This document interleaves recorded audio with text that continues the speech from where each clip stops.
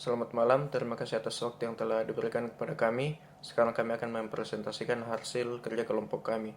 Tapi sebelum itu saya akan memperkenalkan anggota kelompok kami, yaitu ada Arga, Farel, dan Kimi, dan juga saya sendiri. Yang pertama yaitu struktur modal. Struktur modal mengacu pada kombinasi sumber dana yang digunakan oleh perusahaan untuk membiayai operasionalnya. Ini melibatkan perimbangan antara modal sendiri dan hutang. Dalam struktur modal, perusahaan memutuskan beberapa banyak modal yang akan diperoleh dari sumber ekuitas dan berapa banyak dari sumber hutang. Kemudian teori-teori struktur modal. Teori yang pertama itu merupakan pendekatan tradisional, mengandung asumsi bahwa biaya hutang lebih rendah daripada biaya ekuitas. Dan teori ini menganjurkan penggunaan lebih banyak hutang untuk mengurangi biaya modal. Kemudian teori pendekatan Modigliani dan Miller. Pendekatan Modigliani dan Miller pertama, yaitu tanpa pajak, struktur modal tidak mempengaruhi nilai perusahaan. Kemudian teori yang kedua, dengan pajak nilai perusahaan meningkat dengan menggunakan lebih banyak hutang.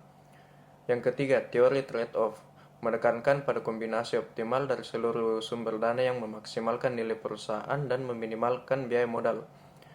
Yang keempat, teori pecking order. Perusahaan lebih suka menggunakan model internal daripada hutang eksternal. Jika perlu, mereka akan mengeluarkan hutang. Kemudian yang kelima, teori asimetri informasi dan signaling. Perusahaan menggunakan struktur modal untuk mengirim sinyal kepada pasar tentang kinerja dan prospek masa depan. Misalnya, penggunaan hutang dapat menunjukkan keyakinan perusahaan terhadap proyek yang menguntungkan. Kemudian faktor-faktor yang mempengaruhi struktur modal. Yang pertama yaitu struktur aktiva. Bisnis dengan aset fisik cenderung menggunakan lebih banyak hutang. Yang kedua, growth opportunity. Perusahaan yang berada dalam fase pertumbuhan mungkin lebih memilih ekuitas untuk mendanai investasi. Yang ketiga, ukuran perusahaan atau firm size. Perusahaan besar cenderung memiliki lebih banyak hutang. Yang keempat, profitabilitas. Perusahaan yang menguntungkan lebih mampu membayar bunga hutang. Yang kelima, risiko bisnis. Risiko yang lebih tinggi dapat mempengaruhi keputusan struktur modal. Kemudian fungsi struktur modal. Yang pertama itu memaksimalisasi pengembalian. Yang kedua itu fleksibilitas. Yang ketiga solvabilitas. Keempat, meningkatkan nilai perusahaan. Kelima, mengurangi risiko keuangan. Keenam, meminimalkan biaya modal. Ketujuh, alat perencanaan pajak. Dan yang terakhir, pemanfaatan dana optimal.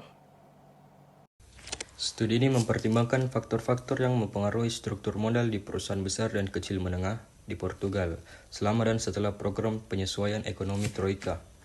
Yang pertama ada temuan, perusahaan besar dan kecil menengah cenderung menggunakan utang jangka pendek dengan perusahaan kecil menengah menunjukkan stabilitas keuangan yang lebih baik.